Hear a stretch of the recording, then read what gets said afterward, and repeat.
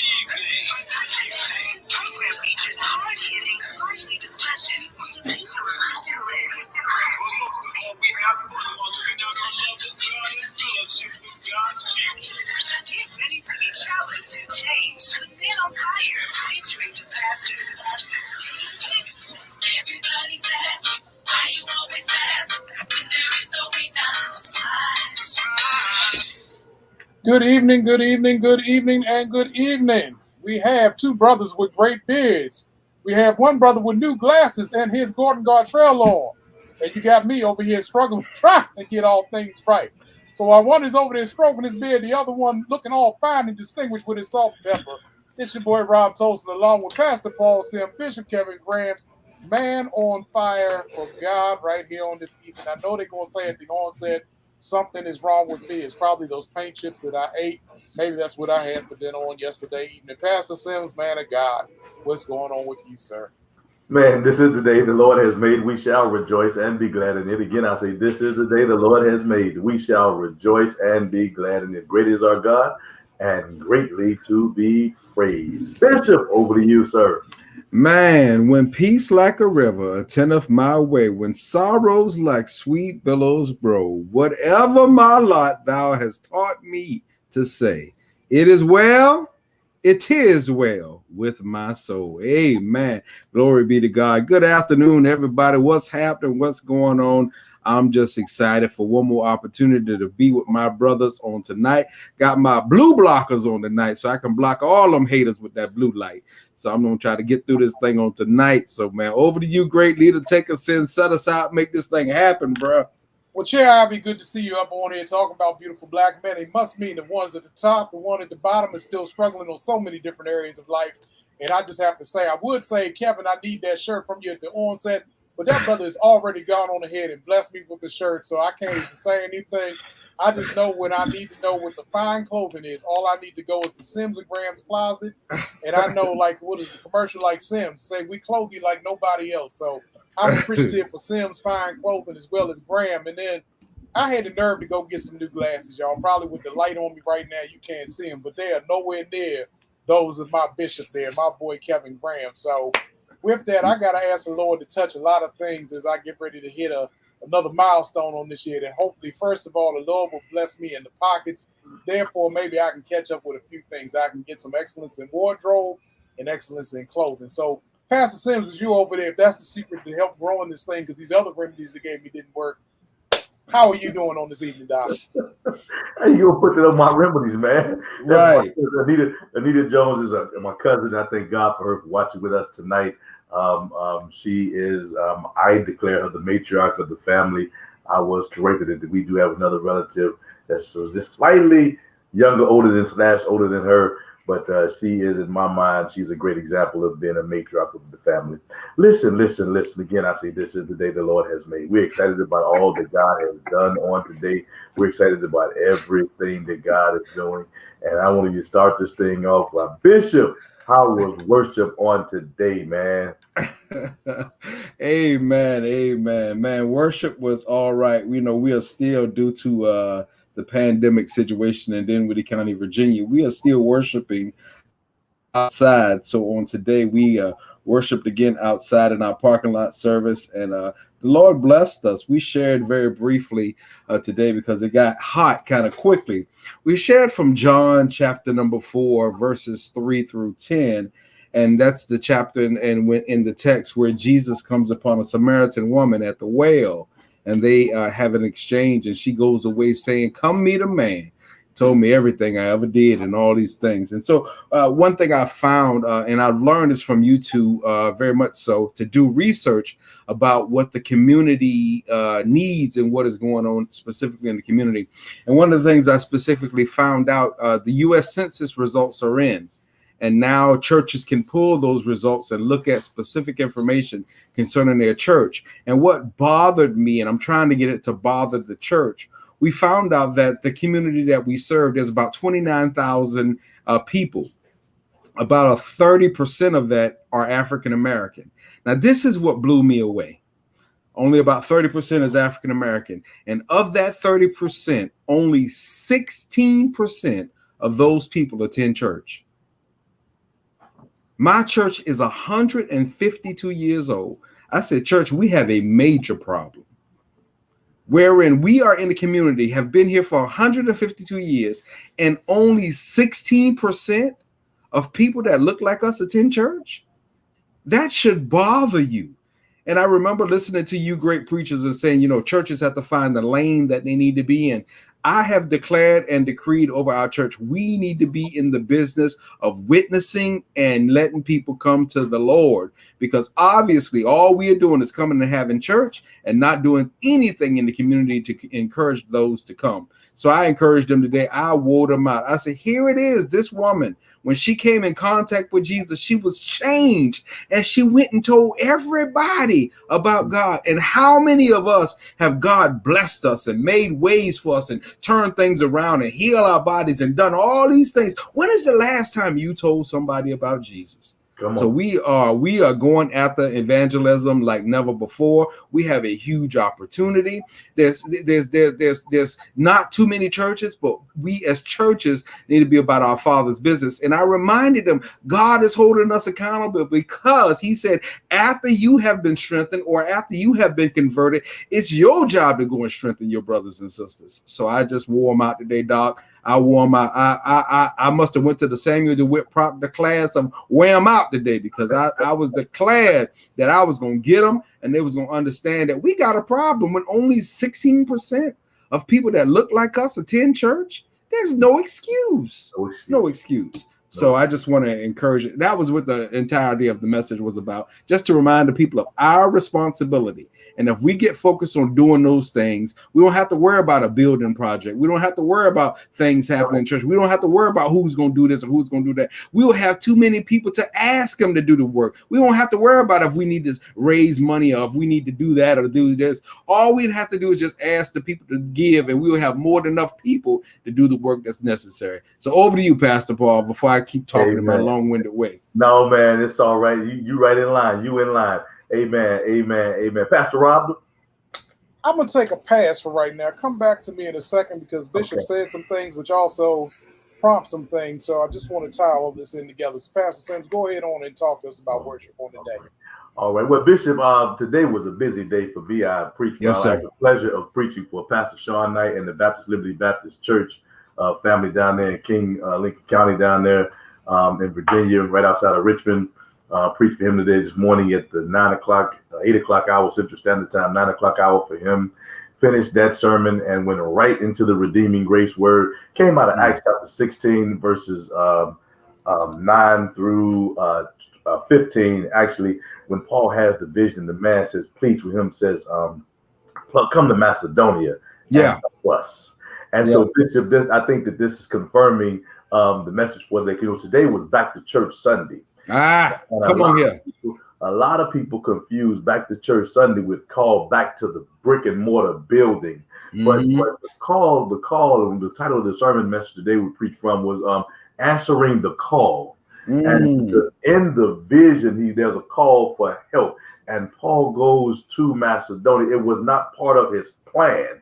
And sometimes one of the points of the sermon today, the message was, sometimes God's plan will conflict with our agendas and our itinerary. And so what happens is we have to catch hold of the vision, step out of our comfort zone, because God will make those comfortable places uncomfortable when he's getting ready to elevate us. And so we thank God for what God is getting ready to do. But one thing that we learned from the text is the message from God, the call was clear. It was concise. It was confirming, and it also conflicted. And so those were the 4 points we worked today. It was clear, concise, confirming, and it conflicted. And so sometimes God pushes us out of our comfort zone.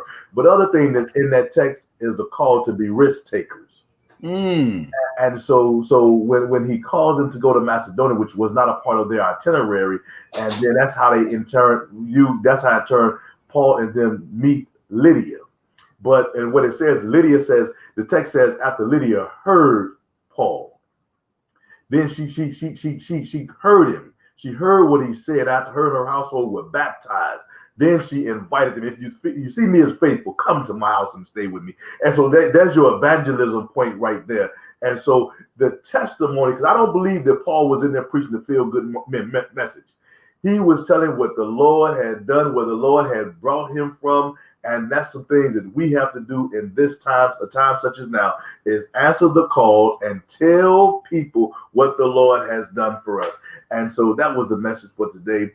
Catch the vision that God has for the ministry. It's not a call back to the brick and mortar building, but it's to answer the call to do ministry. And that's what it was about today. And that's what we preach today. Look like Pastor Ross, a little Sunday school message coming out of that Acts chapter 16 piece. But the whole thing is that God is calling us not back to a brick and mortar building, but back into better relationship and to answer that which God has set aside for us. Pastor Rob? Hey, look, man, I'm going to put all this together here. First of all, y'all, please don't believe the lies, if you will, when you have spiritual heavyweights. It's like the UFC fight last night, and I love one of these guys online that I follow as a comedian, Davis, and as he told him, this man must have had NyQuil in his feet because he kicked him in the face, and he surely was out on his feet as he went down to the mat and was all the way knocked out. So when you have people that knock you out on your feet, if you will, and then have you slain in the spirit, there's no way that they're giving you a Sunday school message like I tried to do there, and I really do emphasize try.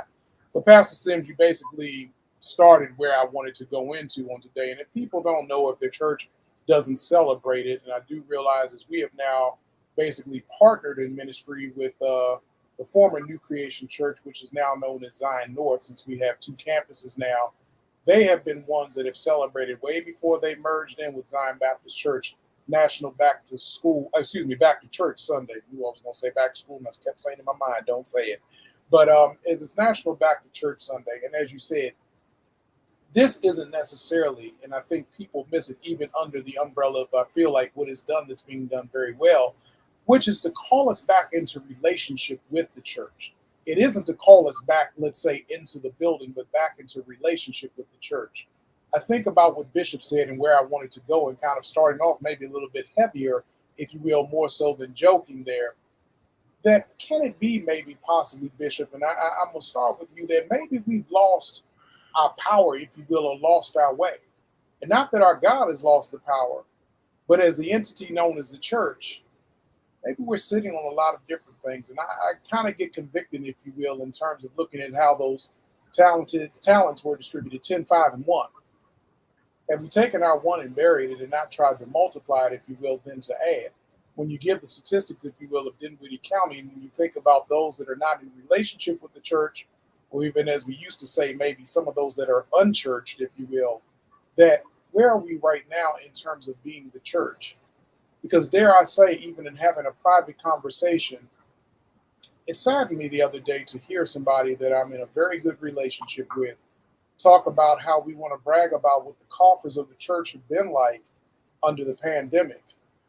Yet we aren't necessarily blessing people in our own communities and really doing the work of ministry while we have all this money here. We've had a major flood, if you will, that I know has affected outside of the DC area and Annapolis with Ida that came through, as well as northern New Jersey and such.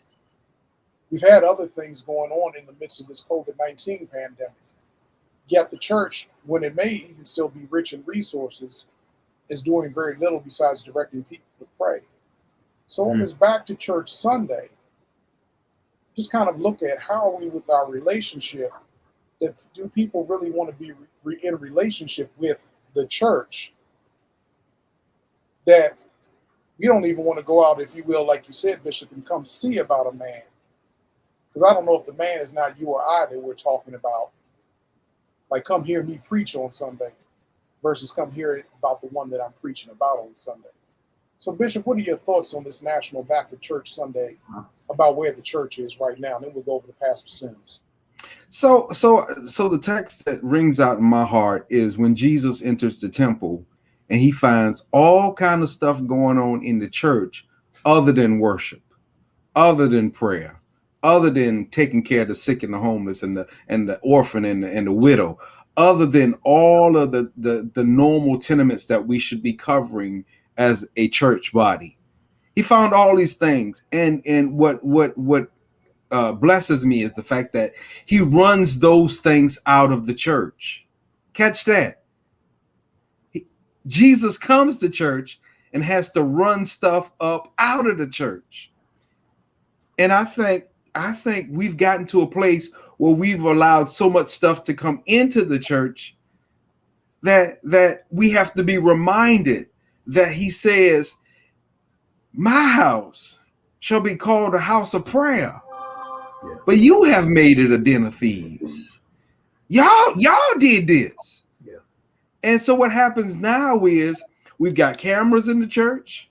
We got all these things going on in the church.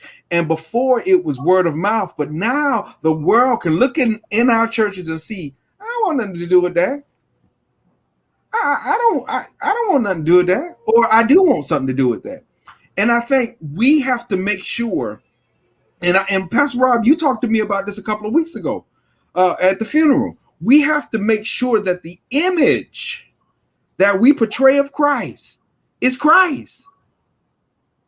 You get what I'm saying? We have to make sure that the message that we pray with, that we send is the message of Christ. Because at the end of the text I preached today, he says, they that worship him must worship him in spirit and in truth. And how that thing broke down in the original Greek was spirit was the praise and the truth was the word. And too often churches either have the word or they have the praise. But you don't find a whole lot of churches that got both going on. In other words, where I'm preaching so good and the word is so authentic that it causes a praise. Or the word is so authentic till we sit there, we become the frozen chosen. So in the text, Jesus says to worship me, you got to worship me in spirit and truth. What does that mean? You got to bring the praise and you got to have the word. And if you got both of those, then you're worshiping me with the fullness of it. So that's what I think is happening in some ways. And we have to get back to that model that Jesus gave us as for how the church should be outlined. The Acts chapter 2 model, where everybody's supporting the church, where everybody's doing what it takes to make the church go forward, where everybody's out declaring and decreeing what God's word says for the people. And leaving aside and behind personal agendas. Oh, yeah, you got a wonderful pastor, but don't fall in love with the pastor. Amen. Because on the day of Pentecost, they won't talk about who was in charge. They won't talk about who was leading the gathering. They won't talk about who was going to preach. They said, we're going to stay right here until something happened. Come on, Bishop. So I think those things we have to get to, and we have to observe those principles by which God has called us out of darkness into his marvelous light. I'm sorry, over to you, Pastor Paul. No, Bishop, go ahead. I was enjoying it, man. And please correct me if I'm wrong. You get what I'm saying? Please correct me if I'm wrong. Yeah. Because I'm new to this thing, but I really want the purpose of ministry to go forth. Yeah. And I appreciate that. Bishop, let me do this. I want to acknowledge Michelle Stokes. Everybody knows my big sis, Kim Lucas Gillian. But Michelle, Kim, Belvion, and Sherman, we've all been friends and we're classmates since 1971. I've been knowing Michelle Stokes that long. And then I see a powerful man of God on here, George Durant, a powerful preacher, a friend, a brother. Love him dearly and thank God for him. But Bishop, Bishop, I appreciate that. And Pastor Rob, you talked about where we are as the church and today, and going back to, if we staying true to what each one of us preached today, heard today, and what today is, when we talk about the being in right relationship as the church and not necessarily the building. Understand when the vision came to Paul, it says the man that stood in the vision to come and help us in Macedonia. Mm-hmm. And so sometimes I do agree with Bishop wholeheartedly and with you, Pastor Rob, that we have gotten away from that which God has called us to do. We have gotten away from come and help us. Sometimes we in the church, we've gotten to a place to where we don't necessarily see ourselves as to help. What we see is we see ourselves as we're the recipient instead of the giver. And that's the problem. And Bishop, I love what you talked about. The church got to get in this lane. The church has to operate on its spiritual gift. And each church has what we call a rhythm to it. And the church has to find its rhythm in its spiritual gift area. And no two churches are alike. Mm-hmm.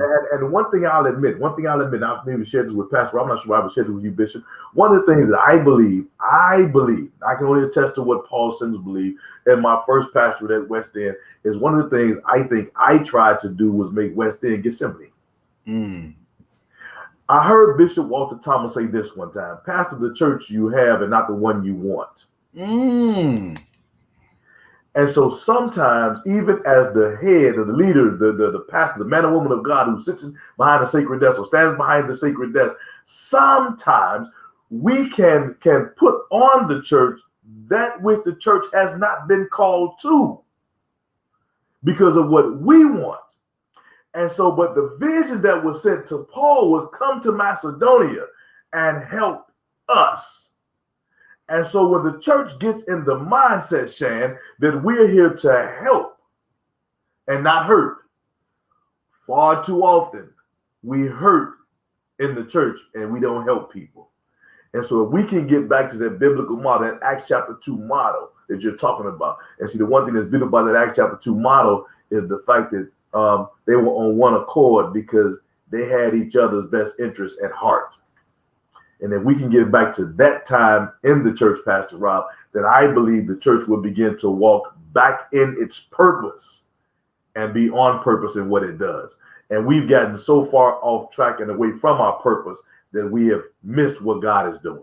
Come on, Pastor Rob. And Shane, I definitely want to catch that's on the screen for everyone to be able to see that the church has also pushed away people who wanted to help. And definitely agree with that. And Pastor Sims, you said something. I had to catch myself because I had it up there and I didn't want you to think I was like, man, be quiet. But just up there, just kind of thinking about what you were saying right there. And you dropped in a great nugget in terms of one of the things that I think that sometimes we miss, if you will, from the pulpit, and sometimes where the pew sometimes may try to push us. I would believe, and maybe raise it in this kind of way, that just as we have individual spiritual gifts, each church has its own spiritual gifts that it is good in and that God has gifted them with. Not meaning that the church itself, if you will, Christ Church Universal, does not have all gifts. For I truly believe that everything that we need is within the body of Christ. And I don't believe we have to go outside, if you will, of the church community to get everything that we need. However, I think, if you will, there are times that we don't understand that we may be the foot, we may be the hand, we may be the eyes or the ears, being gifted with things like, let's say, discernment in this ministry. We may be gifted with the gift of helps or other things. But what may work for us in our individual locations sometimes, we may get lost in, unfortunately, because, as you said, we may envy based out of either sometimes out of ignorance, trying to do things out of the context that we come out of versus understanding and appreciating the context that we're currently in. So then, how do we draw, if you will, in terms of from our own gifting, then being able to serve, if you will, to the greater good, to be able to draw people back in? Still believing, because some people always say, well, if you preach Jesus, they'll come. But I don't know, if you will, in all honesty, and people can hang me up, and I will say this disclaimer right here, the thoughts, if you will, are those of Rob Tolson and Rob Tolson alone. But I don't think preaching Jesus is enough when you have people like, for instance, that they're hungry. The lights are out. They're going through domestic violence or other things. And the only thing we want to say then is that we will preach Jesus. I do think that we need to have programming that also fits, if you will, certain things that may be going on within our context. So I do look at that and then say, how can we be better, if you will, as the church, being able to understand the gifting that we have? And Pastor Sims, since you raised that point, I want to start with you. And also, brother, since y'all are walking so heavy, I just want y'all to know, just in case you get a little bit too heavy, I do have our favorite hoop triggers right there, in case you feel happy. If y'all want to go ahead, with you tonight, man. That's just in case. Nobody's messing with you tonight, but that's man. okay, man. No. Just in case, because y'all are heavy right now, Doc. No, man, ain't nobody messing with you. You know, tonight is one of those nights where I would love like a George Tarrant to be on with us, or DK, or one of those other brothers, Mark Fields, one of those heavyweights. But you know, Pastor Rob, repeat the question that you asked. I lost my train of thought with you, the boot triggers, man. Well, man, I just wanted to get you, just so you know you had background there in case you needed me to jump on the hoop there before you see you can go ahead and go all the way in. I mean, Bishop be going heavy, so I just want to know why y'all in your 5th or 75th service on today. But I'm really looking at, if you will, how do we then foster the gifting, if you will, that each community that we're in, how do we foster those gifts? And then as well, maybe I would say it in this way, how do we foster the gifts where we serve without being envious out of the context that we come out of? But I'd also then say, if the church down the street has sometimes some things that would be beneficial, maybe the second part of this is this: how do we build relationships or partnerships? As much as we're trying to build those relationships on Back to Church Sunday, how do we build those partnerships that we understand? Because I think sometimes as well, please don't get it twisted, people. So I'm throwing this in here with my quote unquote question to these brothers. But don't get it twisted that sometimes as well, the pulpit, if you will, the leader is not mature enough to not understand that we should be in a complementary relationship, but we seem to be in competition with one another. So with that being said, and seeing the head shaking, if you will, in agreement, I would say, how do we do it in that way, Pastor Sim? So that's my question for you. And we'll go to Bishop Graham. First thing I want to go back to is you talked about something that's very powerful, and that I believe. Now, this, like you said, this is, let me caveat this and put this disclaimer that this is Paul Sims' view, and not the view of Bishop Kevin Graham, Pastor Kevin Graham, or Pastor Rob. So this is Paul Sims' view. So now, when you talk about preaching Jesus not being enough, I tend to agree with you, and I think personally that it's a cop out when we say that. Yes, Jesus is enough. However, if they're hungry, you gotta feed them. If there are some other stuff going on, like you use it, light bill need to be paid, the mortgage undue, you have to take care of those things. We can't continue to come in, and I'm not, listen, Jesus is everything. Jesus is everything. Let me just put that out there. However, but when I'm the mother, and I got to figure out how to feed my children, and you can tell me about Jesus with the 2 fish and the 5 loaves of bread. You can tell me, but what if I don't have the 2 fish, and I don't even have the bread? So you can tell me that all day long. You can tell me how he fed 5,000, but if I don't have the basic needs to feed mine, I can't comprehend that. And so we do as the men and women of God, we do have to understand the dynamics of where we are in the communities in which we serve. That's paramount. And Pastor Rob, like you said, this, the spiritual gifts of church. The church has to understand what its spiritual gifts are. Not talking about simply the gifts of the people. See, sometimes you have, this church is good at prison ministry, so then we're going to try and do prison ministry. I remember one of the funniest things I ever. You ever hear me tell this story? I remember at West End, another church had a powerful prison ministry, and one of the associate ministers worked with the young lady, and she went and did ministry at the prison, and so they came back and they wanted to start a prison ministry at West End. I never forget this. It was so funny. It was comical to me. And we had a young man who was a family member of the church, and he got out of prison. He came to church, and Pastor Rob, I may have told you this. And Bishop, this young man came to church his first Sunday out of being incarcerated. And the ushers, the back row of the church was where the ushers sat. Their coats back there, the purses, and everything was on that row. He sat on that back row, Bishop, and the ushers cleared that row and moved up and left him sitting there by himself. I called over Deacon Wilson, who's now the chairman of the diocese at West End still. I called Deacon Wilson and said, go sit with that young man. Just go sit with him. Don't leave him back there all alone. And at the next ministry meeting, I said, y'all not ready for prison ministry. Oh, we can do it. We can do it. How can you be ready for prison ministry when somebody who came, you did not receive? And guess what? He never came back. He went to another church. And so I'm simply saying, if you can't try and take on somebody else's spiritual gifts, Because what you'll end up doing is, like Shan said, you'll end up hurting people. And you'll end up running away people who came to help because that's not your gift area. So you don't receive what they want to do because that's not your gift area. And so when we operate outside of our gift area as ministry, all we end up doing is hurting people because we're not helping them because that's not our gift. See, when we were in University Park, we tried Redeeming Grace. We tried to do a food pantry. Yeah, that didn't work because nobody wanted to do the food pantry outside of that one day besides Chair Gaston and the few people that were willing to help her. Nobody wanted to come and have the food pantry open every day of the week.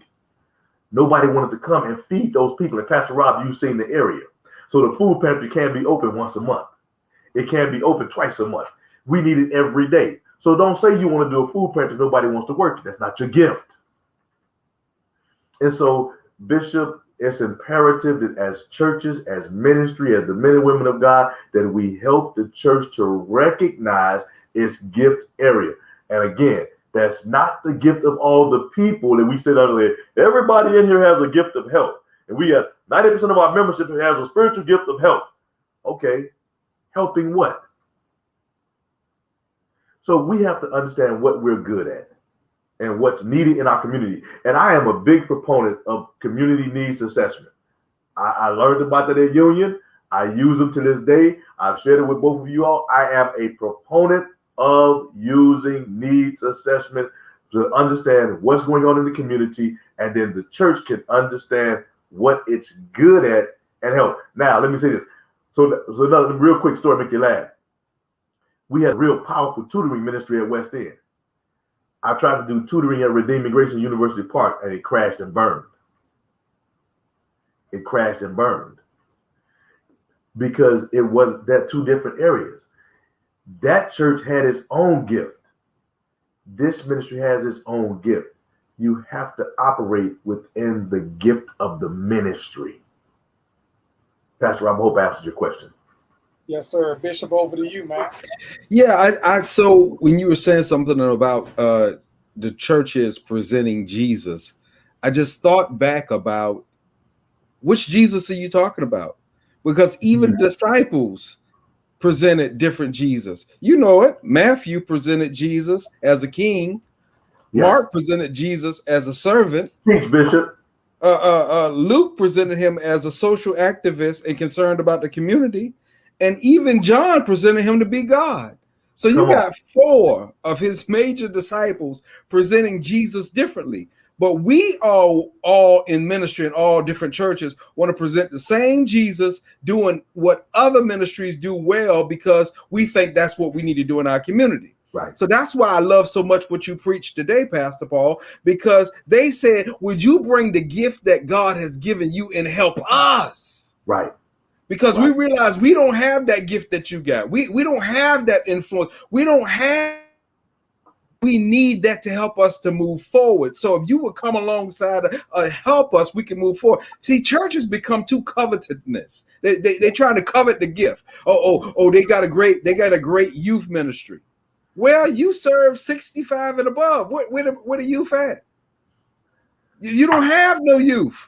So quit talking. So why not address the needs of the elderly with Social Security and health coverage when you get of age and end of life planning and insurance and how do you leave an estate and how do you leave a legacy? Why not talk about those things? But you want to talk about, because you want your church to look like somebody else's church, you want to talk about praise and worship and everything around your sermon relates to what's new and current. You have to address the needs of those in the house where you serve, right, and the community for which you serve. It makes no sense for me to focus on praise and worship like the church that I came out of when I don't even have any musicians. Say it. So we doing everything. You know, Pastor Rob will tell you, we're doing everything off of tracks. We're doing everything off of tracks. We have to do tracks. So why would I be trying to go out to praise and worship and all this other stuff and invest in money in stuff we don't have the people to carry forward? Come on. It don't even make sense. One of the biggest things I learned in chaplaincy is when you assign people tasks or when you come up with jobs and tasks, you got to find the people to do the tasks. Yeah. You almost got to have in mind who's going to do the work before you create the job. Isn't that what God did with us? He created the job for us and made us ready. And as soon as the opportunity and us got together, when we stepped into that place, everything we needed fell in line. Yeah. But we try to say, well, we're going to create a basketball team. And every member 65 years and old. I don't know who we're going to win against. I don't know who we're going to beat. I don't even know if we can even play. You understand? But because we got these big ideas and because so-and-so church. And last thing, and I'm going to go. When I took over this church, every pastor in the area drove a Lexus and they're writing everything on Facebook every day. They just keep every day. They posted something on Facebook. I said, my God, I don't even have the time. Right. I don't have the time, and I definitely don't want no Lexus. Right. So they look at me pulling up in this big old pickup truck, and it was like, what's wrong with this dude? Nothing. I'm not trying to be in your lane because that lane don't work for me. I'm gonna be over here in my lane that works for me. And guess what? When y'all need me to come, that big old pickup truck will be right there. But that Lexus is stuck because they couldn't get it through the mud to get back in the woods to these churches that's off the beaten path. You get what I'm saying? Quit trying to be like everybody else and be who God called you to be. Right. Well, I do want to say as well, I was able to take a picture by that truck, and God knows it's beautiful. God, it is divine. And Elder Mark Fields, I know he said he probably wouldn't be able to join us on this evening, but he'll tell you he took some of the pictures for me. I just knew if I could touch the hood of that car, that God would bless me too. Crazy. And if Kevin Graham or Paul Sims have been a blessing to you on this evening, you may Zelle, Cash App, or either Venmo them on this evening because they surely have been blessing me. But let me go ahead on. I know I'm a fool. Go ahead, Pastor Sims. Well, I do want to circle back because I was trying to get my thoughts earlier when you started to cut up a little bit. I lost my train of thought. But you talked about something earlier, and Bishop made a point of this to bring up. We talked about competition among churches. You know, that's the elephant in the room, and we really do need to deal with that. That we could do a whole show on competition among churches. And, you know, really, and Bishop kind of hit it right. And while we laugh and we joke, Bishop talked about the average. When I got to West End, the median age at West End was 78. Y'all didn't hear me. When I got there, it was grandparents or great-grandparents and their grandchildren bringing their children. There was no middle. So like Bishop said, so if the church down the street has a great youth ministry, the few kids that I did have coming, why not partner with them and let them go down there? Why try and create a youth ministry when we don't have enough youth? Why even go there? Why even put that stress and pressure on ourselves? So we can create something for the children that's there, but if there's somebody else doing something, let's be confident enough in what God has called us to be as the men and women of God to say, you know what, let's do them. Let's be confident enough if another church has a great praise and worship team and we're doing something to ask the pastor, maybe once a month, can you let your praise and worship team come over here and do praise and worship for us? You know, and let the people know this is what's going to happen.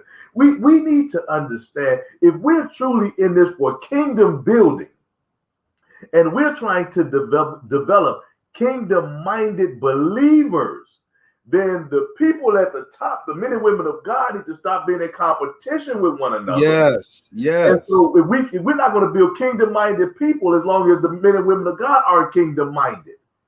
I need us to understand that. And so if we're truly going to grow this thing for Jesus and grow, and Bishop, I love the way you broke it down. Which Jesus are we preaching about? You know, and that's the one thing that's a crucial point there. You know, we want to put him in the tomb. We want to let him sleep all day Saturday. We want to raise him up Sunday morning. Well, which one was you preaching about a few minutes ago before you got him up? And so my whole point to this, before I turn it back over to Pastor Rob, is this whole competition piece. You know, we're hurting the people. we're hurting the people by being in competition, and because we're trying to be like somebody else and not trying to be who God has called us to be. And that's really the problem with the church today, is we're not trying to be who God has called us to be. No, we don't need a whole bunch of mega churches. We just need some kingdom-minded churches where we have people that's willing to go out and feed the hungry, clothe the naked, take care of the widows and orphans. That's what we need. We need some Matthew 28 folks. We need folks that'll go and do what God has called us to do. We all this other stuff, the show, it's good. It's good. But one day, when all of us who stand behind that sacred desk get to heaven, then God asks, did you do what I called you to do? Did you answer the call? Well, God, I had this huge building, and that building became the people's God. So let's be careful with this competition thing, And look, let me help us. I had to learn it the hard way. The fall was substantial. I had to fall and bounce a few times before I realized it wasn't about me, but it was about the God who called me. Pastor Rob, over to you. But I want to say this to help some black people out, because, again, the way I hear some things and jokes set up in my mind. So y'all just understand, you can have churches, if you will, on every corner. And I'm talking about now the chicken. You can have Popeyes. You can have KFC. You can even have Chick-fil-A, which is closed on Sunday. But you do have the option to have chicken your way, if you will. Hell, you can even have Boston Market, if you will. But you can then choose, if you will, which chicken that you want. And I really am going somewhere with this. Because, Bishop, you said one thing, and I really want to go back up and I want to grab this. And I see D. Pearl Barnett on here as well, where you talk about collaboration, with other people should be the goal and it should be the norm. So understanding that, and I want to go up to grab my good friend and my science question right there.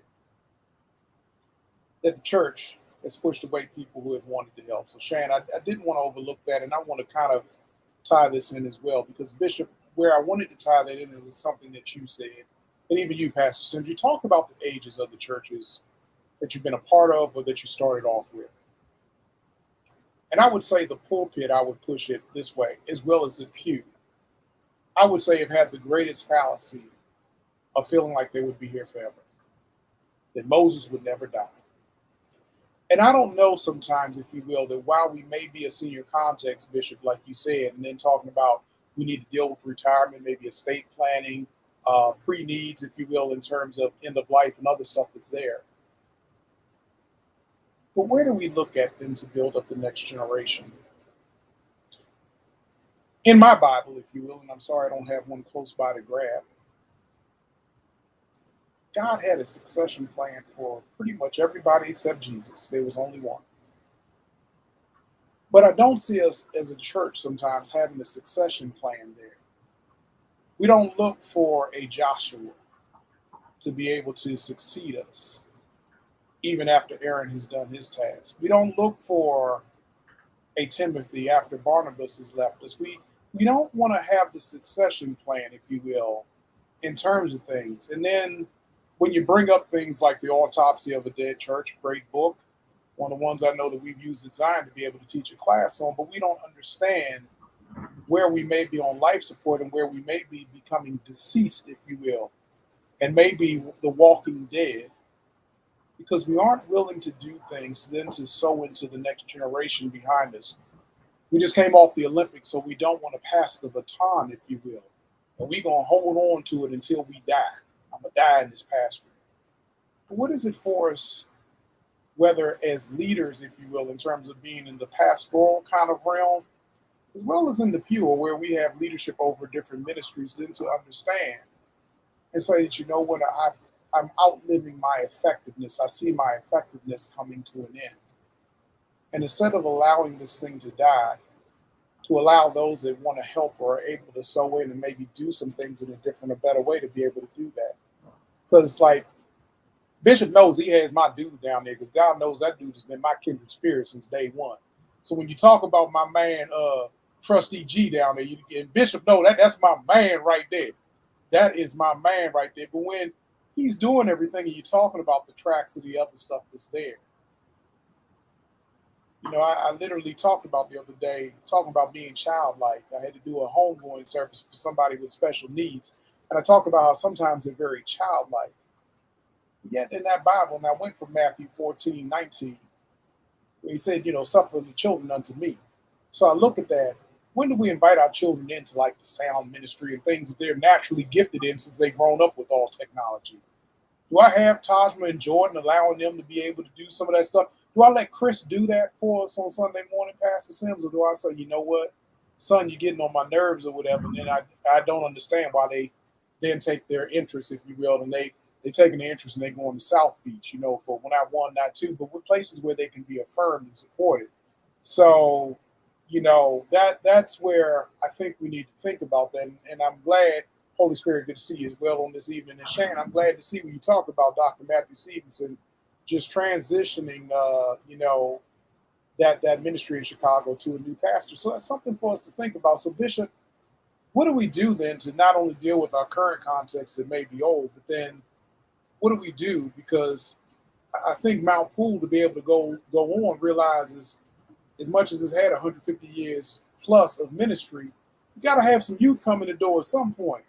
Pastor Sims, whatever you end up doing in ministry, there's got to be somebody to succeed you for the ministry to go on. How are we fostering that, yet also not discarding, if you will, the people that are there right now?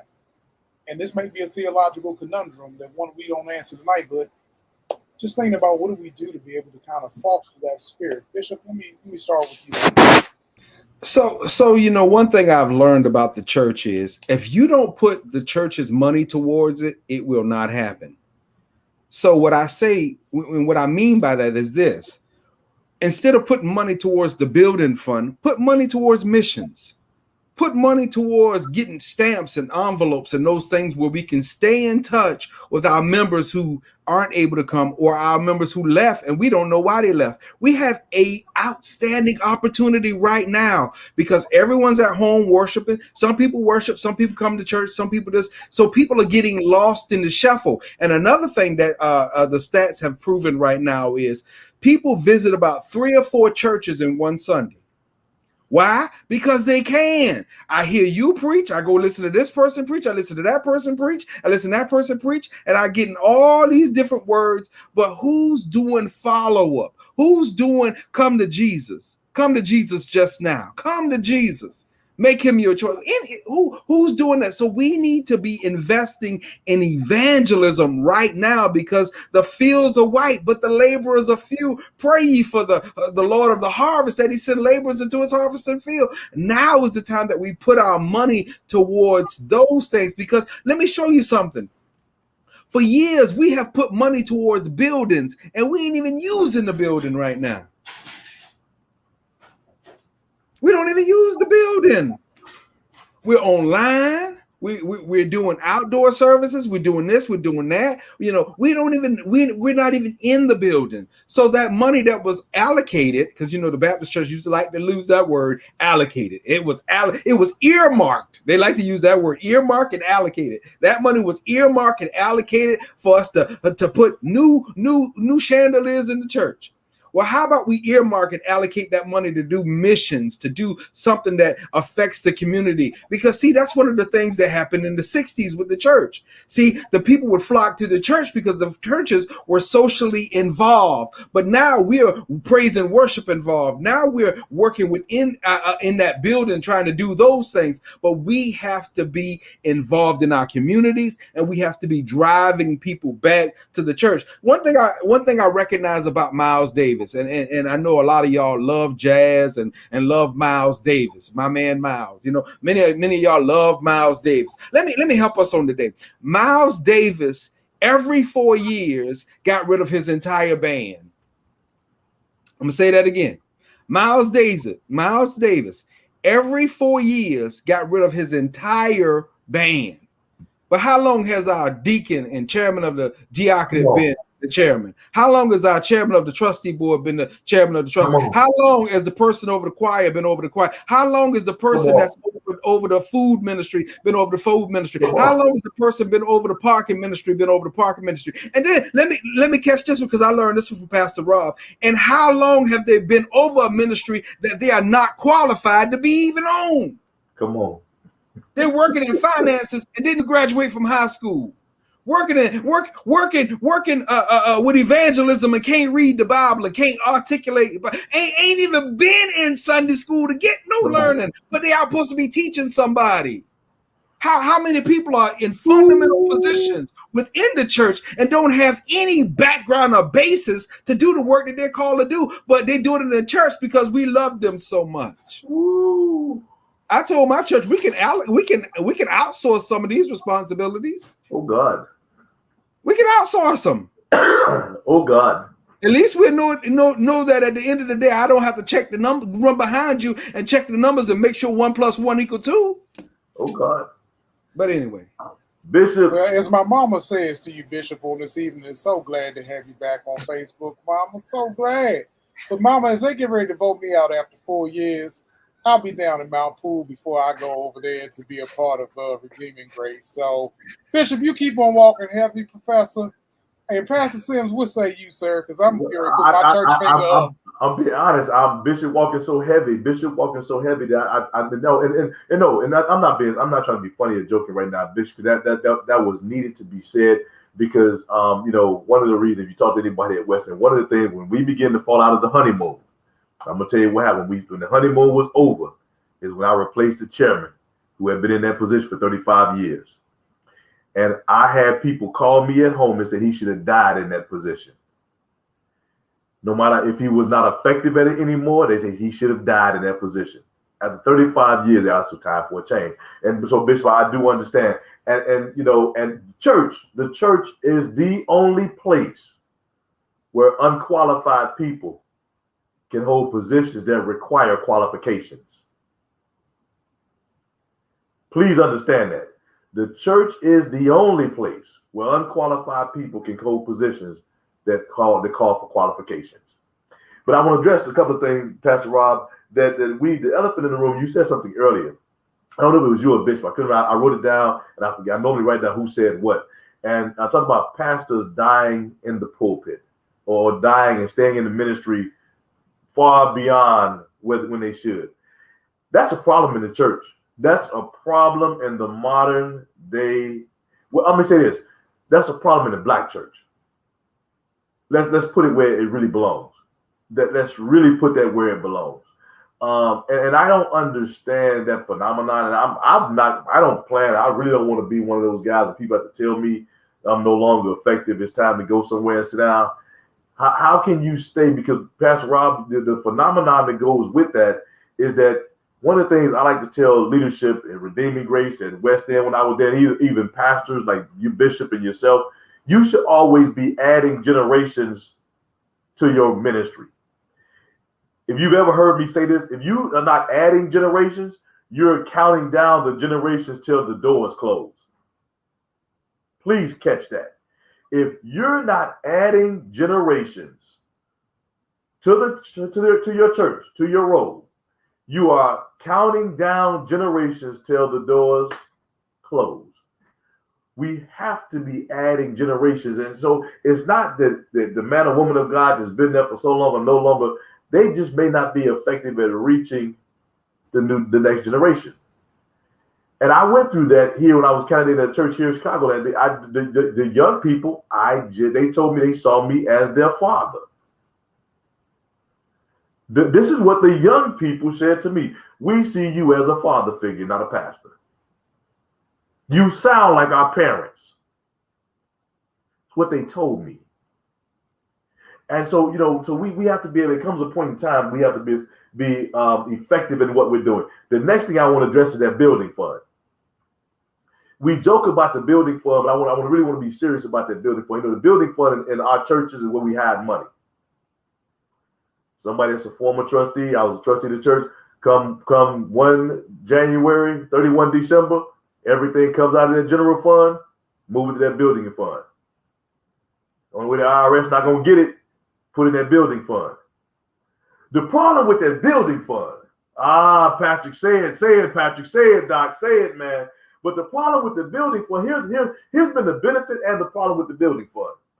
One, it's been a place to hide those funds, and if nothing ever gets done, like Bishop said, we never do the chandeliers, we never put a doorknob on the church. It's just money to sit there and grow. However, the benefit of those same building funds during the pandemic is churches now had resources to carry. I got to play devil's advocate here.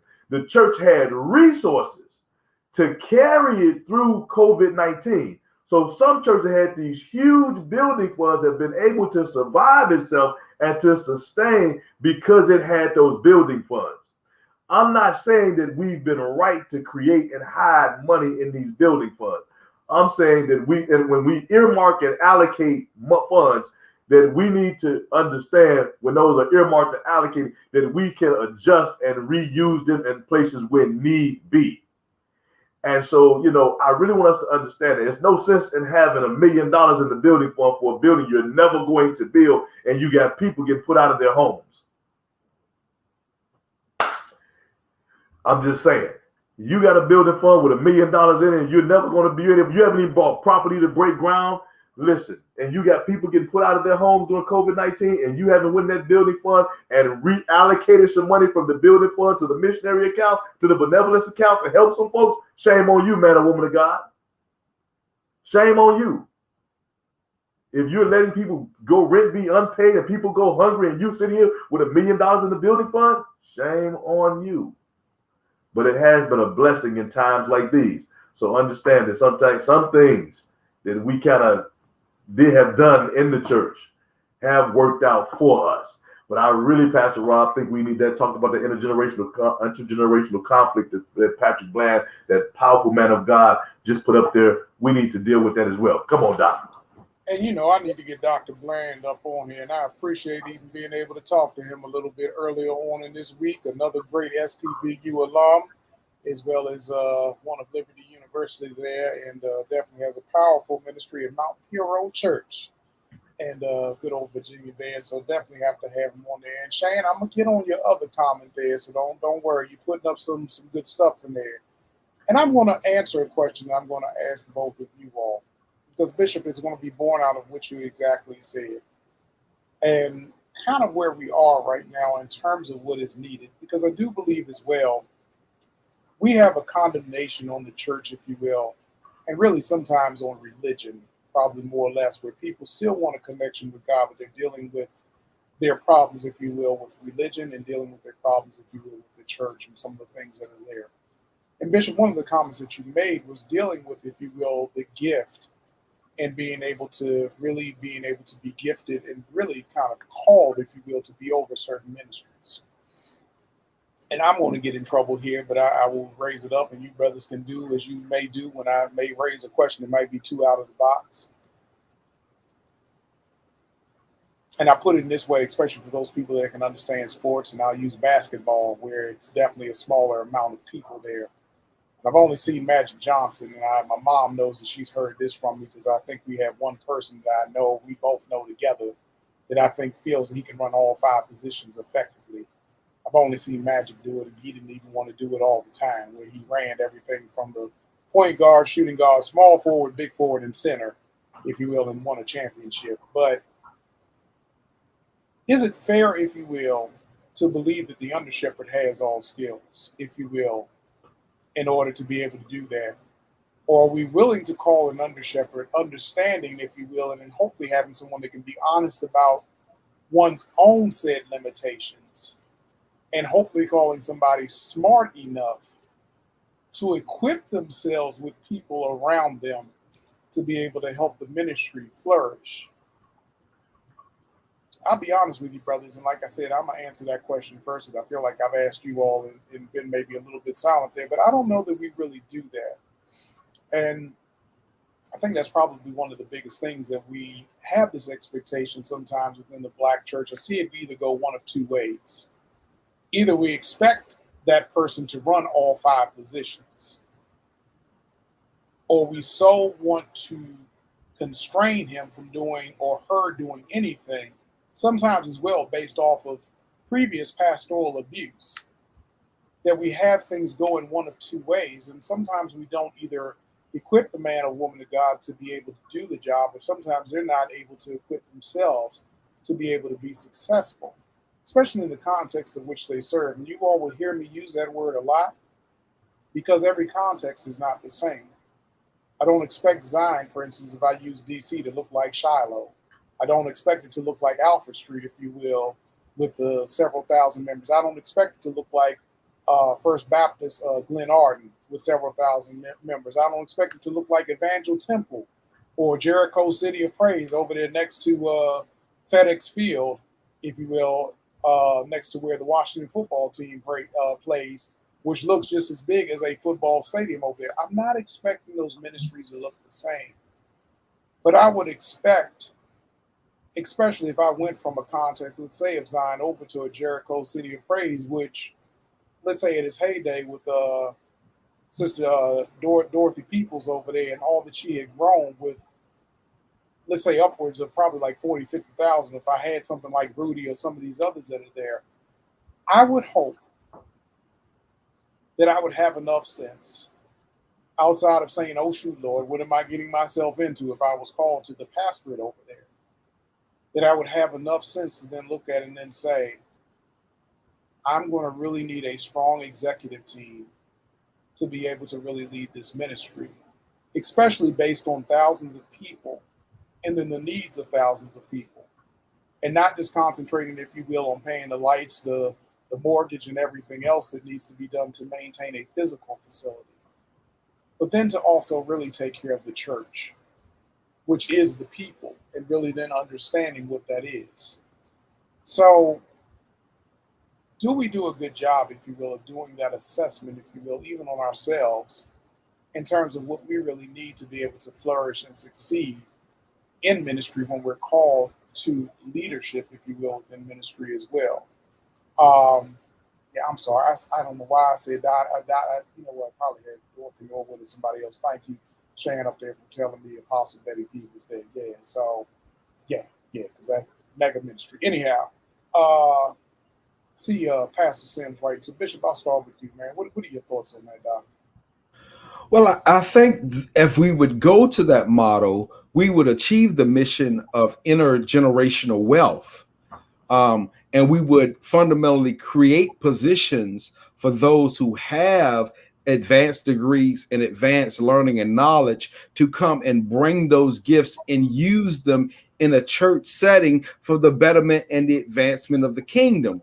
But too often, we don't look at those opportunities as a church. We try to figure out how the pastor is going to do everything. And sometimes I like to believe that the people want the pastor to figure everything out and to have all the answers. And I try to tell my people all the time, I have deacons and trustees because these two sets of eyes can't see everything that's going on. As much as I try to survey and be on top of everything, there's certain things I can't see. So I'm depending on you to work with me so we can make this ministry go forth. And I would only imagine what it would be like with a mega church, with those churches that have 3,000 and 4,000 people. He or she is still just one person. With all the spiritual gifts and all the spiritual knowledge in the world, there's only so much you can do. You know, that's one thing we talk about celebrities all the time. It's the people that surround you that helps you to be effective. I think I've heard Pastor Paul say in the past that for every troop that's on the ground, there's 7 people working behind the scenes. Yeah. But with the but with the pastorship, we expect the pastor to be in the pulpit, preaching and doing everything, and in the back working and making sure that the lights work and making sure that the camera works, and frying fish and frying chicken and locking the door and closing the door, and in the wintertime getting the snow off the parking lot and getting the snow off the sidewalk. God forbid. We have to come to this thing with a holistic approach and realize that we all bring our gifts to the table to bear to make the work in the ministry go forth and to do and to be effective. So pastors shouldn't have to be anticipated to do all of the work. but should be willing to and given the opportunity to come in and do what he or she is supposed to do as far as delivery of the message. It makes no sense for a pastor at certain levels to go over here and play the organ and play the piano and then go over here and preach. It makes no sense for the pastor to go and try to set the cameras up and get the lights right and get the background light and get the Zoom going and get the call going and get this going and get that going. You still got to stand up and preach.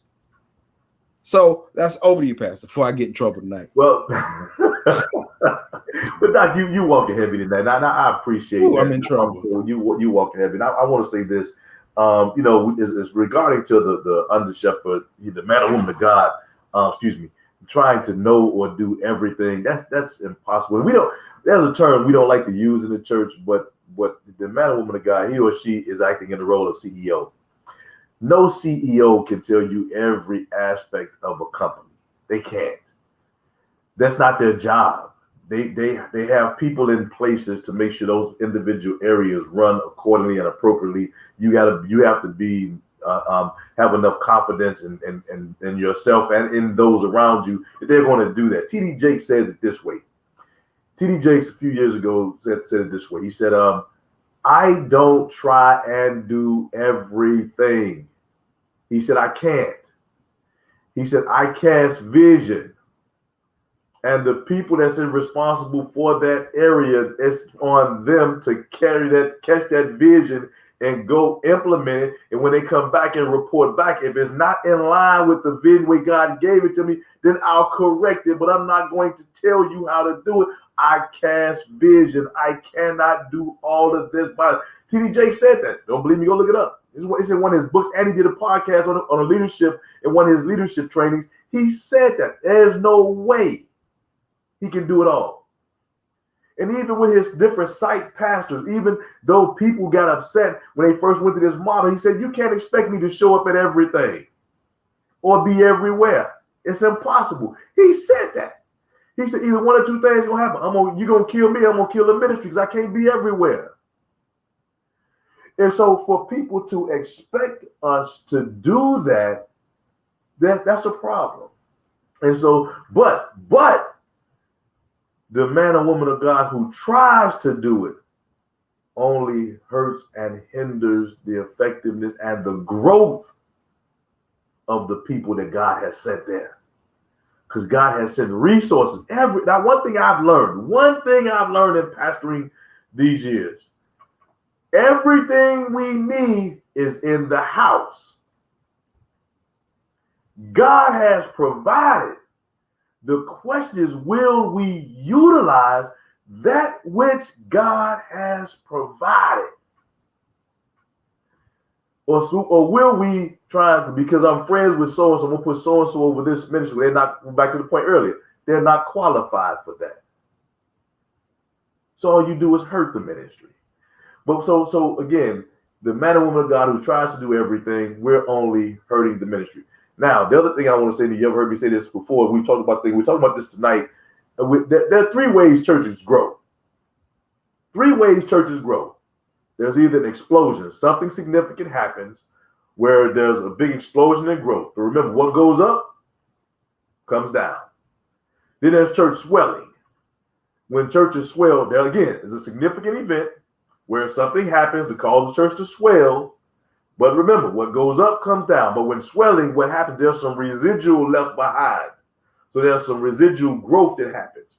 What we want in the church is organic growth, where we allow God to add to the church daily, where we allow God to send those people that align themselves with this ministry. They're not caught up by the fanfare and all these other things that happen that make what we want to attract. We want people that organically connect with who we are, what we do, and what God has called this ministry to do. That's organic growth. That's that Acts chapter 2 model. So we really need to understand this whole piece when we're dealing with all this stuff. However, but what we need to understand, no one person can do it all, and no one person can stay forever, because we're not going to live forever. And this whole conversation with Pastor Rob, I'm talking about a succession plan. in the church itself, there has to be, not just in the pastorate, there has to be a diaconate succession plan. There has to be a trustee succession plan. There has to be an ushers ministry succession plan. There has to be a music ministry succession plan. There has to be a plan in place, because if there isn't, here's what happens. You're only going so far, because those people can only take it so far because they've been there so long. And all of us can attest. You've been doing something so long the same way, you are blind to other ways to do it. That's why we have to have a different perspective when it comes to ministry. What did Bland say? When the pulpit becomes... well, I'm about to throw my computer, Bland. Bland, stop messing with us tonight. Talk about when the pulpit becomes Joseph's pit. So, Bland, I was about to throw this whole computer on out, man, and end this show right now. Because you over there messing us up there, being real heavy over there on the sideline, brother. Need to give you the StreamYard code. Come on up in here on this conversation, man.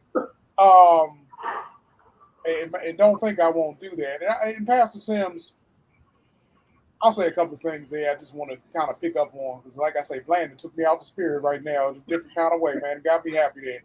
One, I want us to not always assume that we understand that we know what we're talking about. But when you're talking about that Acts chapter 2 piece, I know you're lifted up in when he added to them daily. But I want us all to be able to be in that same place. Because sometimes, you know what he's saying in Acts chapter 2. Sometimes we don't.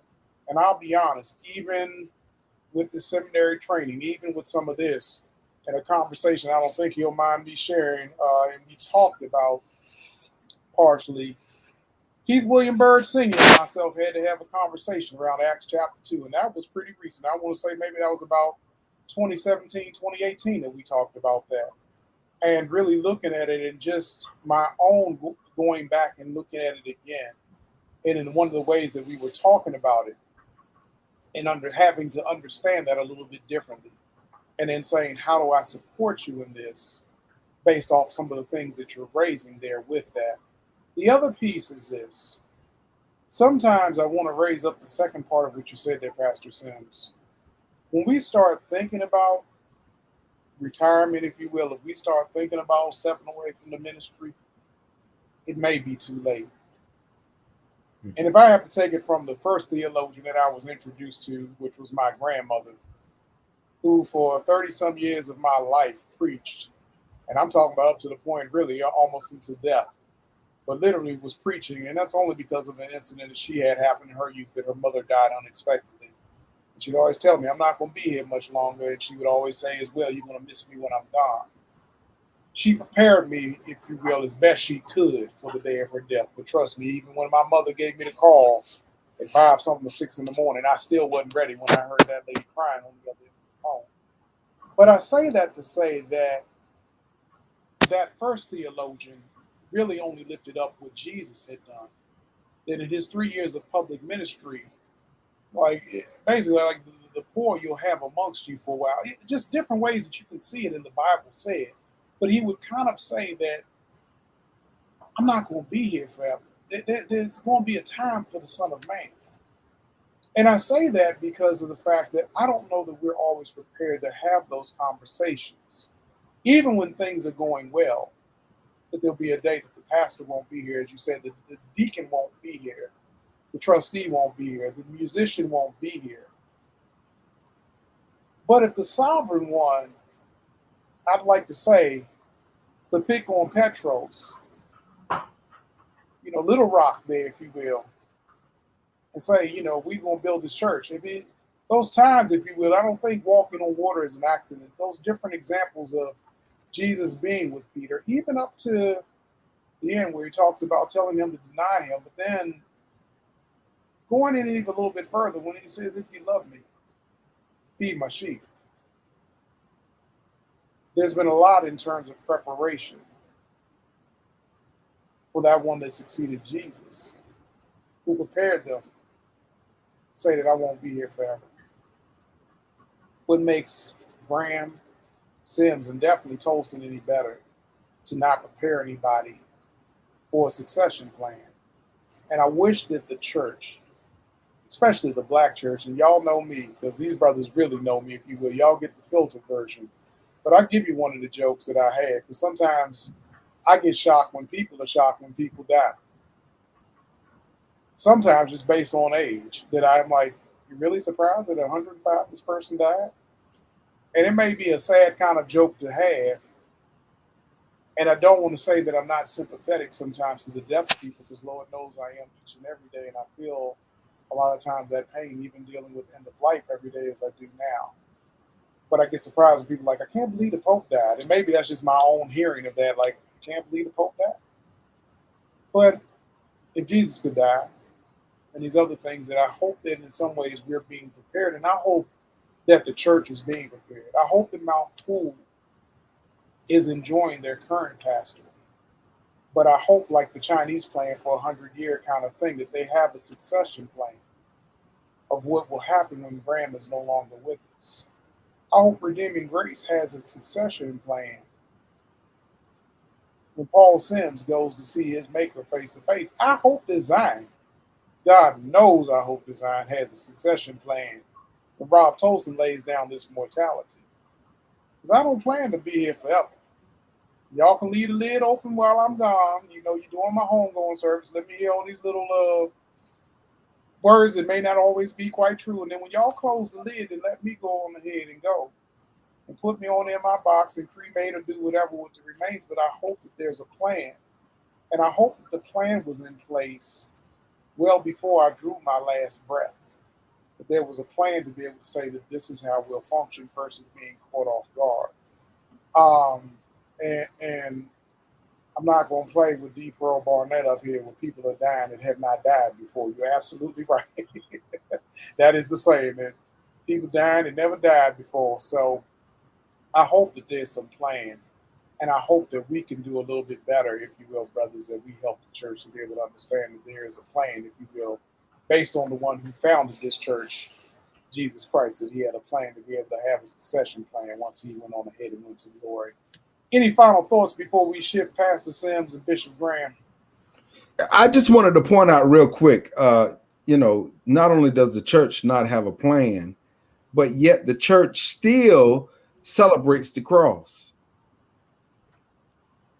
And what I mean by that is they forget that was a torture device. They forget that's what took his life. They forget that's that. And all of us, we sang the song, all of us have a cross, but we don't connect the fact that was a method for which he died. Yeah. So as you celebrate his death, get a plan for dying, people. Yeah. We are going to transition this life, and that's why we live the life that we live, so that when this life is over, the songwriter said, I'll fly away. When this life is done, we have a home, we have a place to go, but we celebrate the cross without recognizing this was an institution of killing people, and Jesus was subject to that cross. And as my great leader always points out, the Catholics leave him on the cross and the Protestants take him down. But regardless of where Jesus is on the cross, he went to a cross and died for us. All day Friday, early, or all day Saturday, but he got up early Sunday morning. And we want to get to Sunday morning, but forget about Good Friday when he gave his last breath. Eli, Eli, lama sabachthani. My God, why hast thou forsaken me? Over to you, Pastor Paul. Amen, Bishop. Well, you said it all right there, Doc. I'm gonna leave it alone. You said it all right there.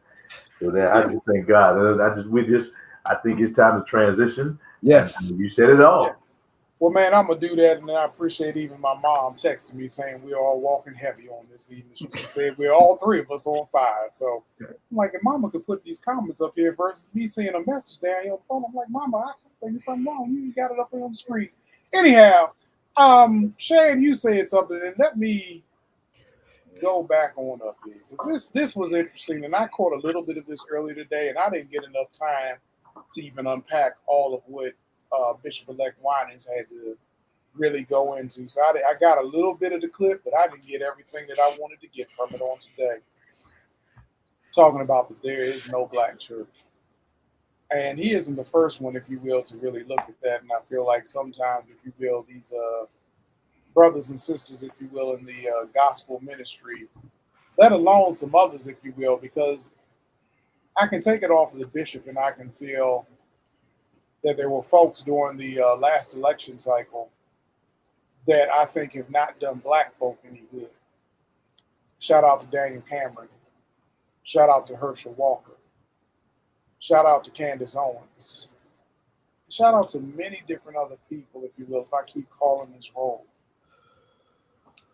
of folks that are paraded around as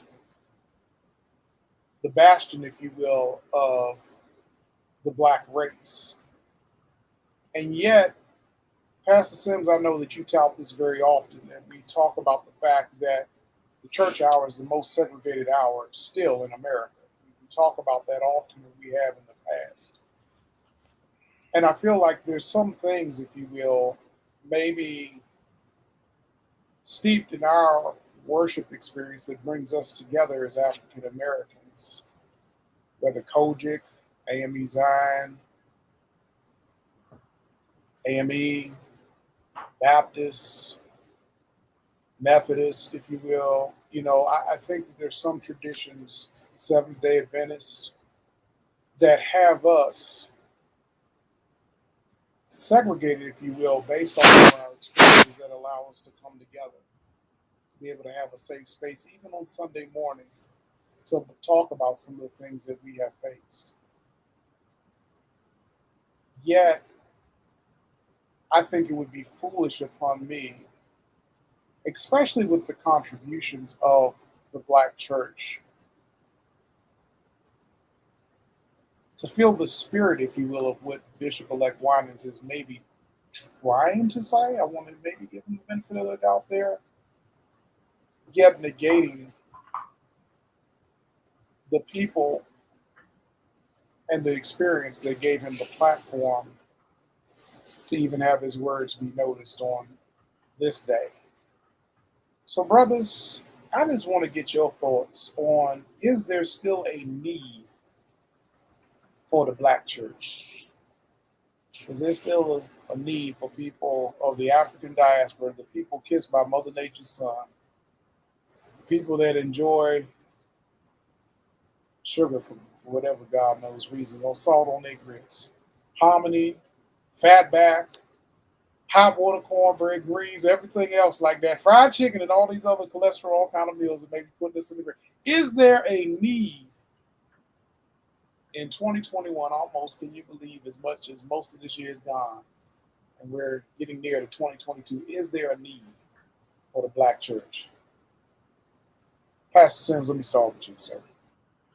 Yeah, I've been pondering that. I've actually, while you've been talking, I was trying to search for this to track. I had not heard this until Shan put it up there, and I've been searching for it off and on ever since, trying to find it and to understand the context in which he was saying it. You know, Pastor Rob, I'm not going to take the safe route on this, but I'm going to take the safe route on this. And this is my position. You know, it's like anything else. I think that we do have our own particular needs based on what we have gone through here in America, where there is still the necessity for a worship experience that is unique to who we are and where we come from.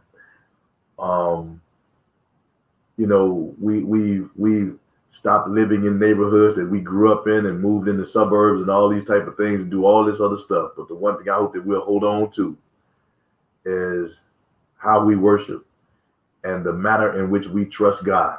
And I believe, from my perspective, that the manner in which we trust God as African Americans were born straight out of what we've been through here in this country. And so I say all of that, that even at that point, we have to hold on to something that's unique and near and dear to us. You know, we joke about the fact that jazz music, that's been taken over by us, you know, and all these other things. But the one thing that makes us who we are, genuinely who we are, I don't think a European American could have taught me how to trust God in lean times. I hope somebody can catch that. I don't think a European American could have taught me how to trust God in lean times and tough times, because I personally don't think they've experienced the same tough times as we have. That's my opinion. I'm not asking you to be in agreement with my opinion. And so I believe that the worship experience is unique to what we need as a people. So I do not agree with Bishop-elect Whining that there is no more. I don't know the concept. I will try to find it.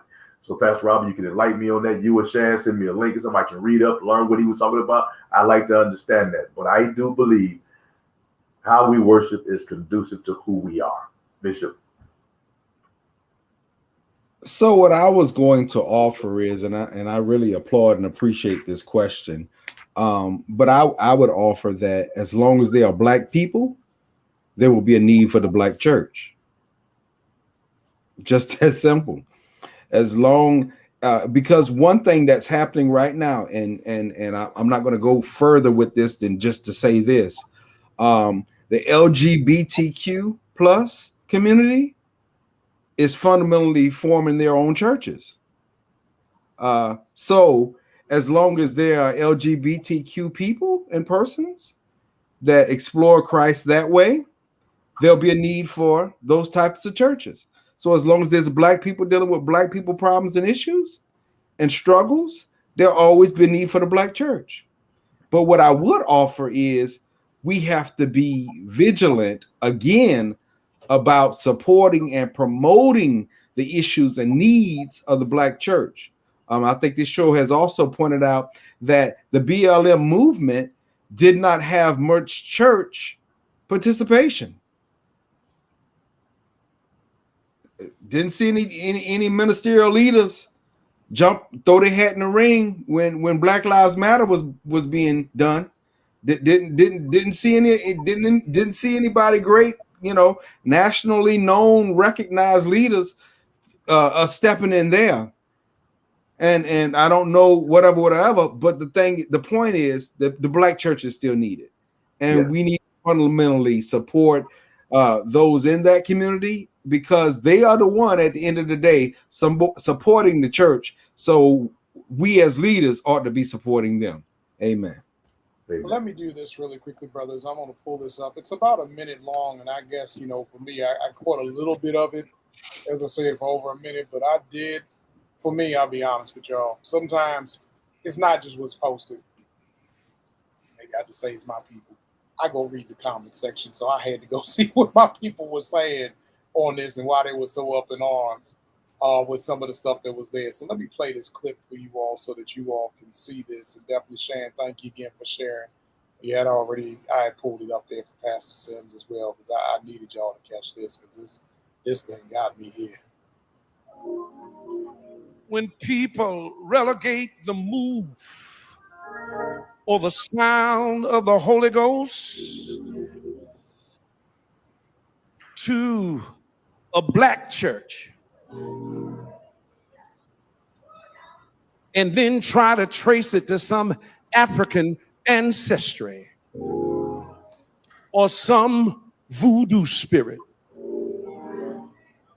Oh, Lord, I've seen some documentaries on the Black church, and I try to tell folks there never was a Black church. There was only the church of the Lord Jesus.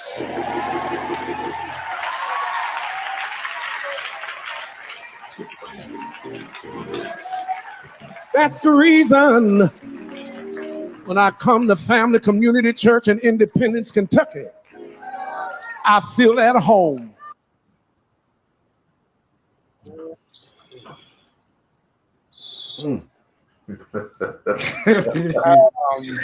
Let's go to work, Doc.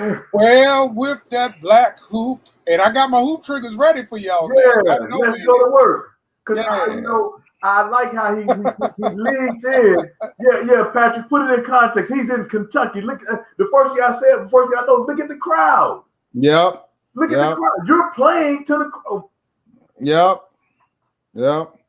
You know what? Which is why I said I went to the comments as well. So y'all got to go to the comments. Yeah. See, that's that. He just crossed over.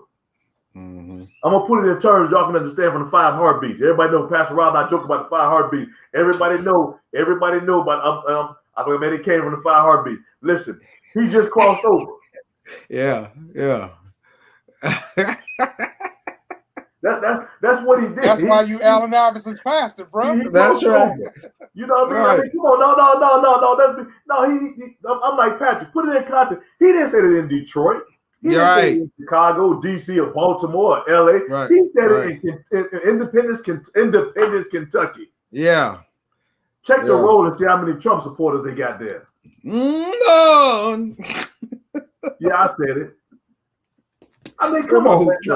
He just. I'm not gonna buy another CD.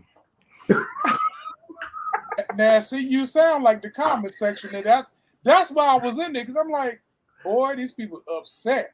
These people balling. That's from outside. That's my Bishop, 3 point. Bishop, That's my 3 Bishop, point. you got this. I'm going with that one. I'm gonna leave that alone, Bishop. No, you can't leave that alone, because again, the danger is, Pastor Sims, is when we are, for lack of a better term, willing to sell our soul or our integrity, if you will, or we're minstrels, if you will, or pawns in this game. And it's like when I've been in white spaces, if you will, and then I have to, well, this is my black friend Rob. And we've probably all been around with those type of things. I think we've even talked about that on here publicly. Sims, you and I have talked privately about that sometimes. Yeah. Not like the others. Yeah. You know, so it's dangerous, if you will. And I feel him on the fact that black people don't have a lock on religion. I feel him on black folk, if you will, in this little piece, if you will, of the Church of Jesus Christ, which I do believe that heaven is not going to just be one color. Definitely not going to be. It's definitely not going to be white like some people like to think. I definitely hate to have some people hurt, out here, and don't think that we up there going to be serving tea and cutting them hedges again, and this is going to be heaven for some folks. So I think we've really got to be able to get that piece of it. But sometimes as well, bro, like I don't got to slam gates to be able to make my point when I feel that, Henry Louis Gates did an excellent piece and really did try to trace some things in terms of the black church and its evolution and things like that. And definitely for part 1 of that 2-part documentary was definitely well done. Bishop, we talked about things coming out of Savannah and stuff like that. But the danger sometimes, if you will, are being paraded around. And then, with the pedigree, because then we'll also want to call people's role. He was successful with the Winans. He went on to be able to be successful as an independent artist and all this. So now, it's got to have credibility, because Marvin Winans is saying there's no more black church, or that, there is no black church. I'm just dangerous. So I'll let Bishop go ahead on, Pastor Sims. I can't let you off the hook that easy. Go ahead, Pastor. No, go ahead, Bishop. So I just want to say, in the words of a great theologian, by the words of Dr. Miles Jones, you have helped us tonight, sir. You have helped us.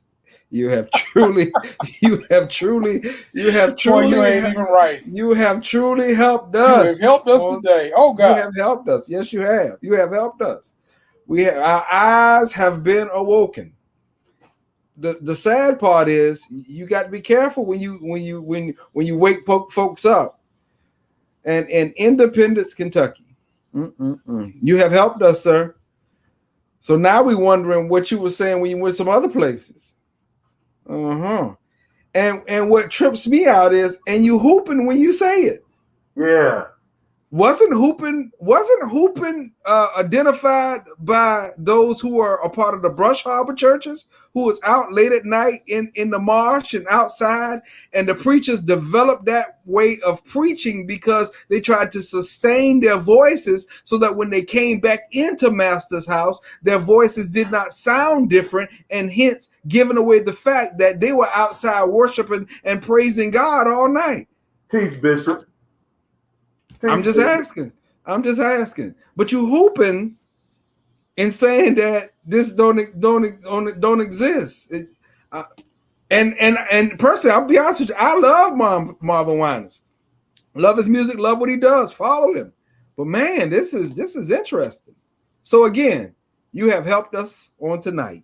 Over to you, Pastor Paul. Yeah, The question is, do we have a black church? The answer is no, no, no, no, no, no, no, Hey, no, you're going no, crazy. no, no, Man. You try. no, no. This. I'm so glad you went there, bitch, because you beat me to the point I was gonna make the same point you just made, and you know why do that? You know that I don't understand why we as people feel we have to do that. I don't understand the dynamics behind why we feel that we have to sell out who we are, what we believe. We need to understand some things.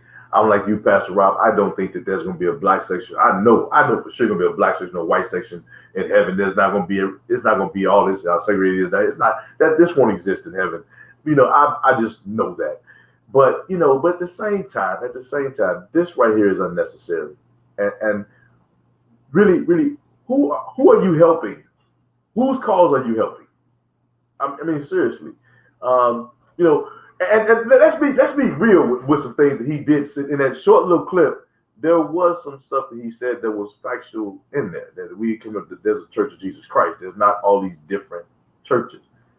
But why say that there? And why single out that there is no black church? Why not say there is no white church? Why say it like that? Because to me, that belittles who we are. And that's what bothers me. Why do I have to stop? Why do I have to stop being so you can feel good? Why do I have to not worship the way I want to worship so you can be comfortable? You know, when I Pastor West End of the Redeeming Grace where I pastored, we had some people that of European Americans that were joining the ministry. And I was uncomfortable every Black History Month because I knew I was coming hard Black History Month. So I was uncomfortable for that because I was going to say what I had to say regardless. Why should I have to water down what I believe, feel, or whatever God has given me to say to make you feel good, to make you feel okay and comfortable? Were you comfortable in what you put us through?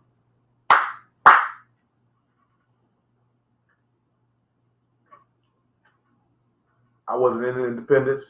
I'm like Patrick. I'm not Pastor Rob. I don't know, but you know, I feel like I watched Roots just now, all over again. I do. I feel like I just watched Roots all over again in a minute clip. That's what I feel, Pastor Rob. He called my name. I was going to answer to Toby. I'm so sorry. I didn't know if it was Toby or Coach Kid. Patrick, thank you for being on here with your boy. You know, we talked this week, and I'm glad to know as crazy as I am, I'm going to still be me.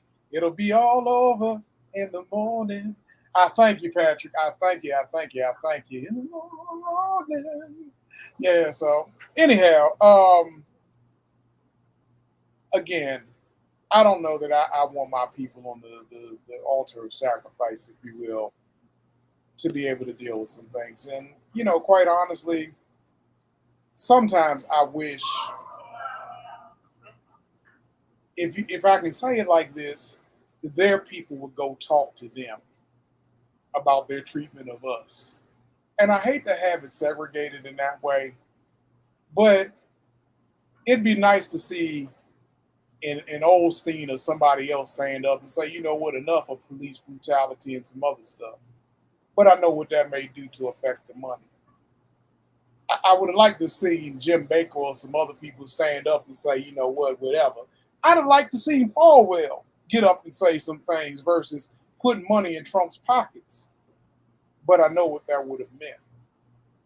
So again, instead of me going over saying what it ain't like or what we don't need over here for us, when actually we still do. We still do need a black church.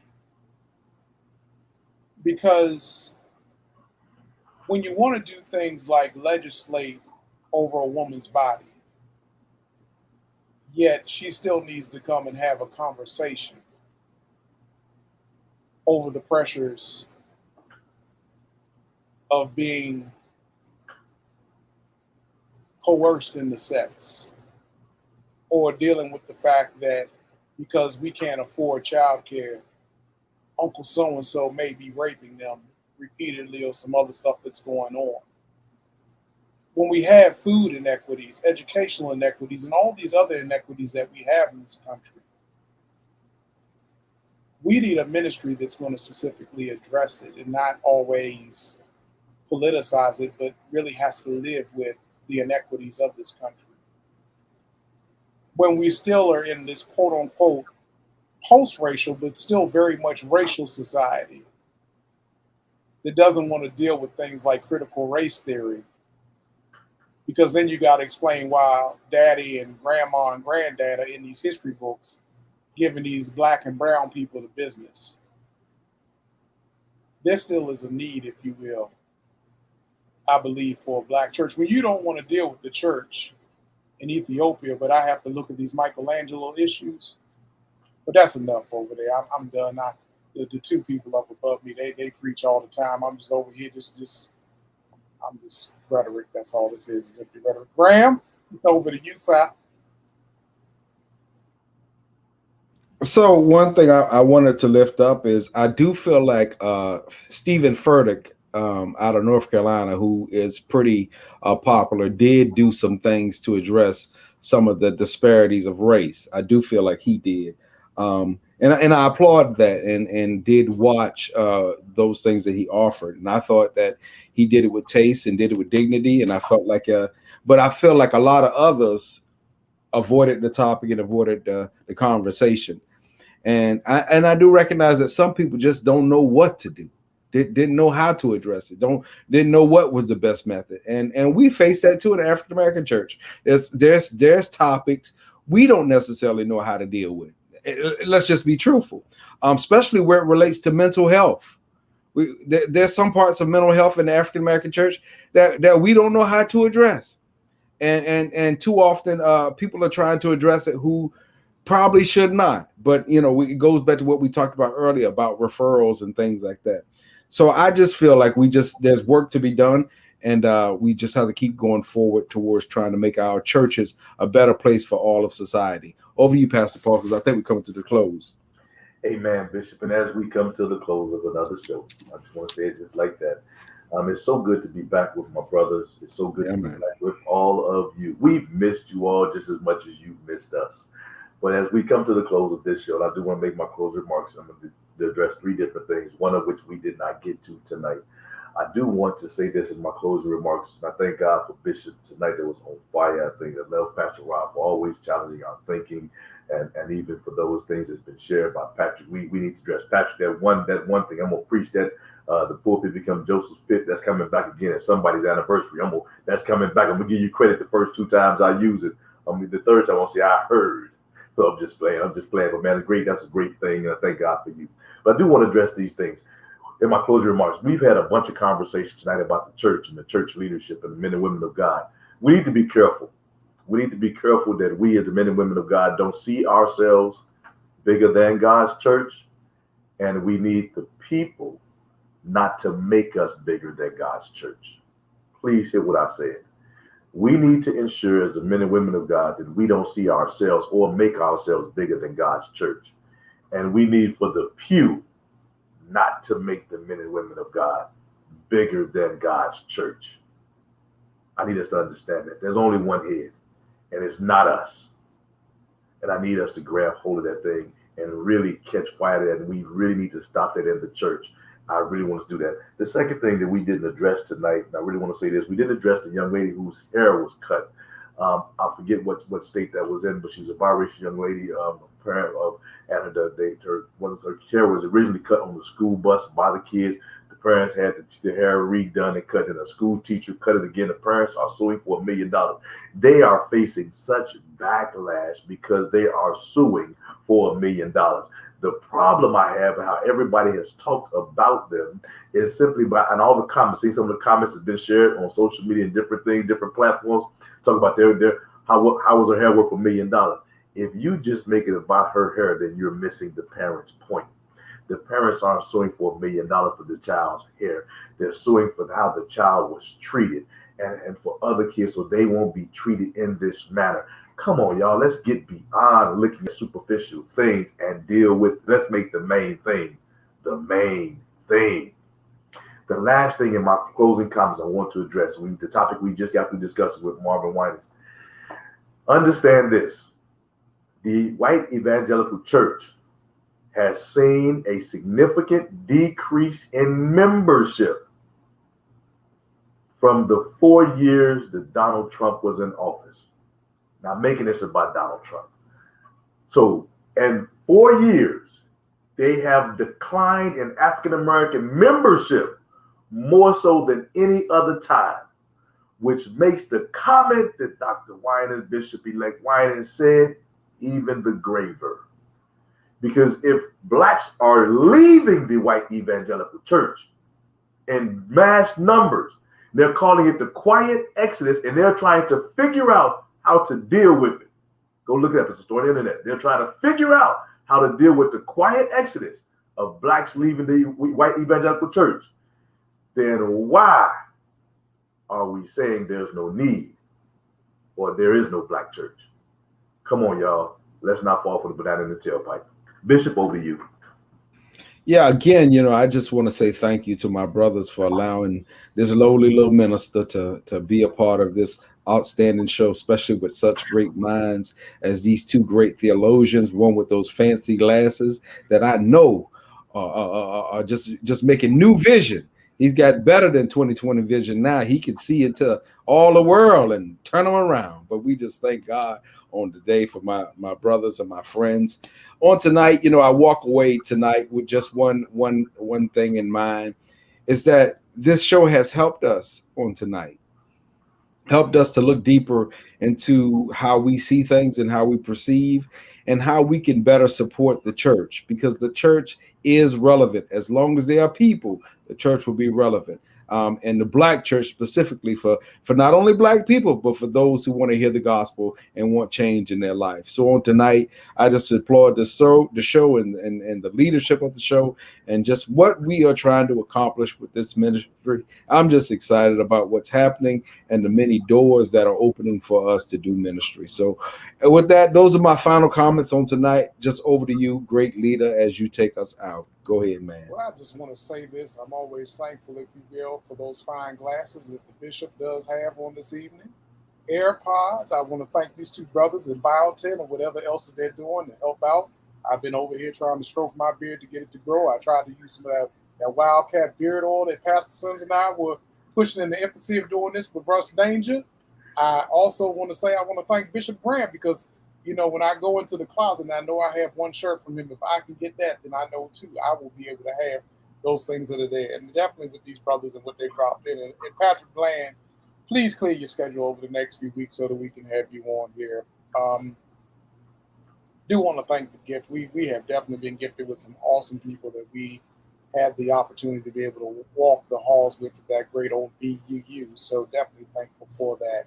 And on today, hopefully, whether at home or really at church, I hope that we all can walk away with the spirit of being able to look at our effectiveness wherever we are.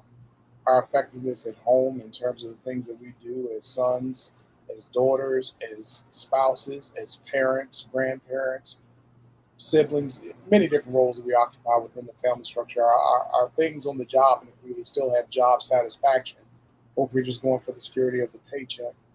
And if we really are operating, if you will, in the church realm under our spiritual gifts and spiritual calling there as well. And hopefully we have a succession plan that one day when mortality has to put on immortality, if you will, when the corruptible has to put on incorruption, that we understand that when we lay this down, that we do have a place and a place secure, but hopefully that we've not left people in such disarray that they didn't have to pick it up from the ruins and then try to put it back together.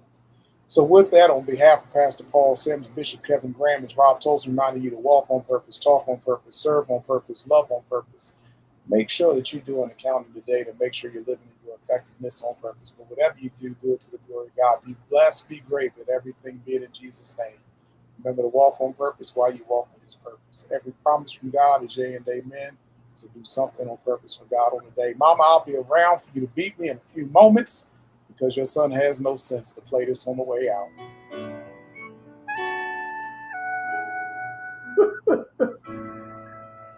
Really? Question is, will I ever leave you? The answer is no, no, no, no, no, no, no, no, no, no, no, no, no, no.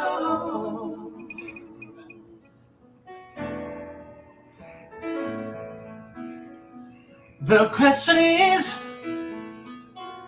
will I ever leave you? The answer is no, no, no, no, no, no, no,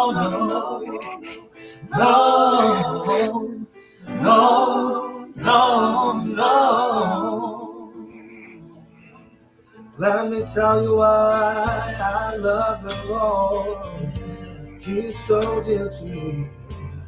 Oh, He died that I might be free. My. I was asked this question years ago, And the answer is still no.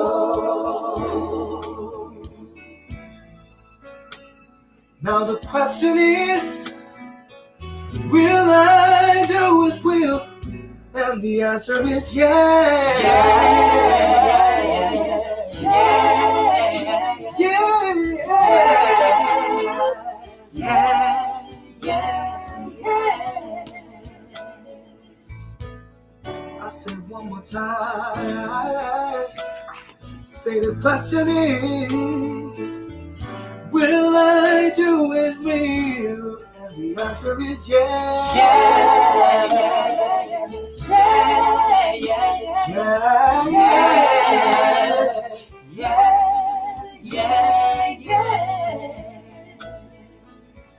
I'm presenting my body, living sacrifice. All I ever want to do is the will of Christ. I was asked this question years ago, and the answer is yes. Now the question is, when will Jesus return? Somebody help me say, soon, soon, soon.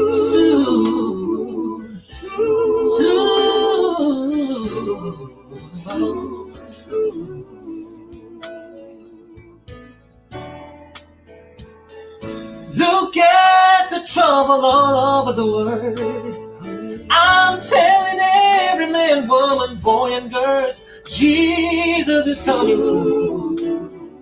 Soon. Soon. Oh.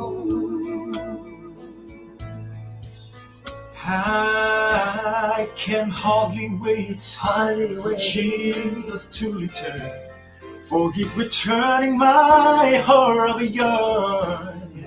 I was asked this question, and the answer is real soon. Somebody help me answer this question. The question is, will I ever leave you? Will I do your will? When will Jesus return? And it's Yes.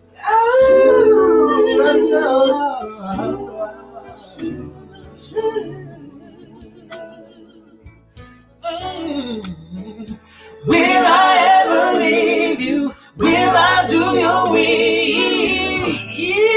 When will Jesus return? And the answer is no, no. Yeah. Soon.